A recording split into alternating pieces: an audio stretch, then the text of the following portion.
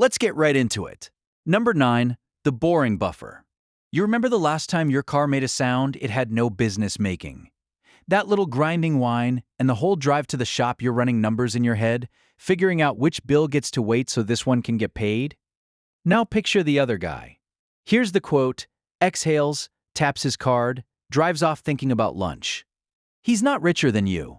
He just kept a few $100 sitting somewhere doing absolutely nothing, on purpose. And that feels wrong, right? Every ad you've ever scrolled past told you money sitting still is money being wasted. Make it work. Put it to work. Yeah, no.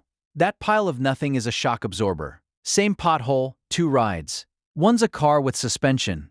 The other's a kid on a skateboard going over a curb. If you've got even a month of expenses parked somewhere you pretend doesn't exist, you're already ahead of a frightening number of full-grown adults. Go rename that account something dumb, so you're too embarrassed to touch it. Number 8. The no-payment flex. Red light.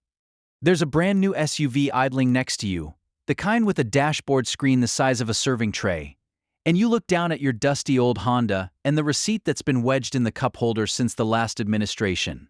For 1 second it feels like he's beating you. He isn't.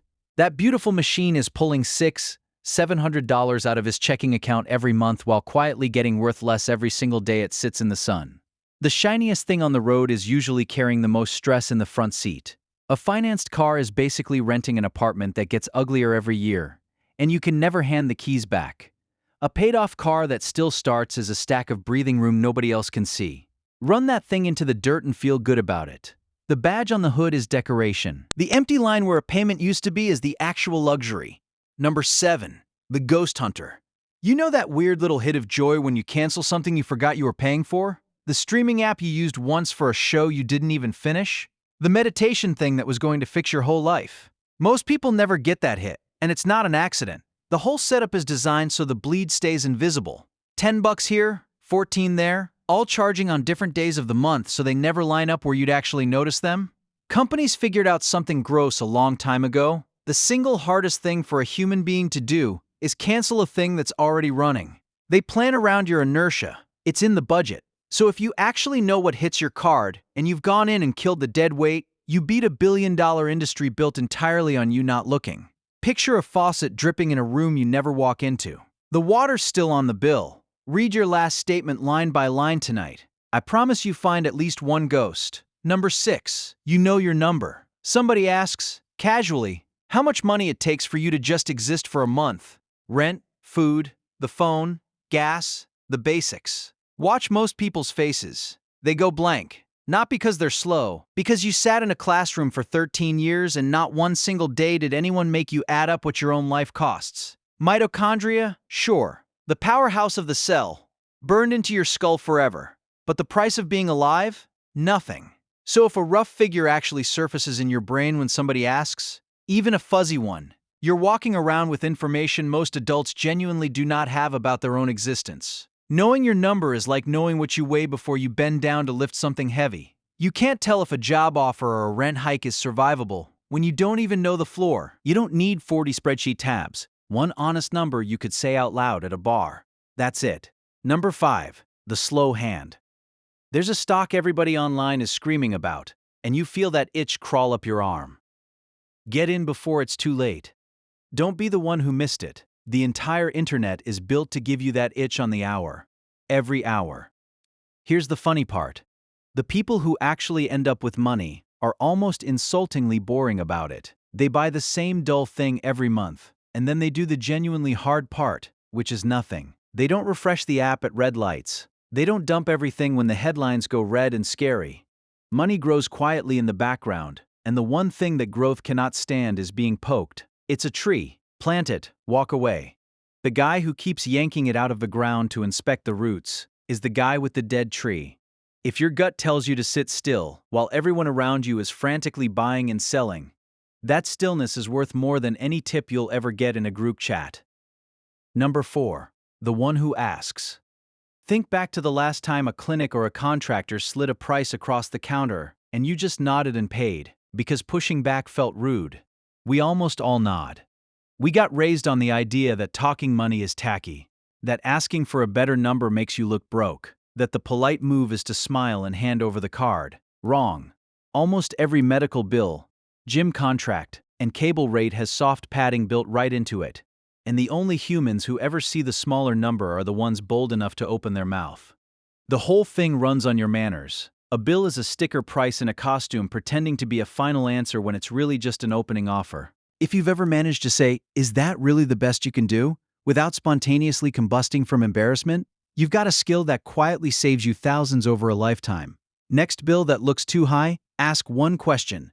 Worst they say is no, and you're standing exactly where you already were. Number 3. You don't flinch at boring. Two friends. One has a story for every weekend.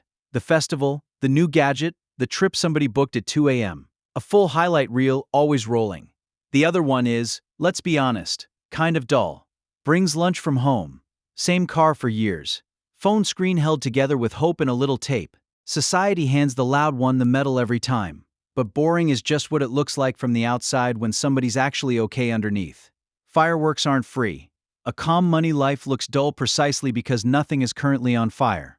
Think of a swan on a pond, sitting there looking serene, while 2 inches under the water its little legs are not paddling at all, because it simply doesn't have to. If your finances feel uneventful, and a small voice has started asking whether you're doing it wrong, relax. Uneventful is the trophy. Somebody sold you the idea that a good life has to photograph well. It really doesn't. Number 2. You quit racing strangers. It's midnight, you're scrolling, and there it is. Kid from high school, except now there's a house, a ring, a beach, an announcement, all in one post. That hot sinking drop in your stomach arrives right on schedule. Everybody gets it. What the photo doesn't show you is the mortgage stretched to the ceiling, the credit card behind the beach, the parents who quietly covered the down payment. Social media is a gallery where every single person hangs only their best frame and burns the receipt. Comparing your actual life to someone's curated photo is like judging a restaurant by the glistening burger in the menu picture, and ignoring the sad thing they actually bring to your table. If you felt that comparison itch, show up and just let it walk on by. Instead of opening a credit line to keep pace, you've pulled off something most people never manage in their whole lives. Catch yourself mid-scroll tonight. Ask whether you actually want the thing, or you just want to stop feeling behind. 2 completely different questions. Wildly different bills attached. Number 1, you treat future you like a real person. This is the big one. The quiet thing that separates people who slowly get ahead from people who stay stuck for decades. And it has nothing to do with your salary. Here's the choice, stripped all the way down. There's $20 on the table. You can buy a nice little something right now, today, or you can hand it to a version of you that you have never met. Older, more tired, quietly hoping you put a little aside. Most people physically cannot feel that future person. The brain files future you under stranger, and nobody sacrifices anything for a stranger. That's not you being weak. Human brains are tuned for the next 10 minutes, not the next 30 years. And no teacher ever sat you down and rewired that. But the day you start seeing that older you as an actual person you owe something to, every decent money move stops feeling like punishment and starts feeling like loyalty. It's leaving a snack in the fridge for yourself before a brutal shift. Small kindness now, real relief later. And here's the thread tying all 9 together.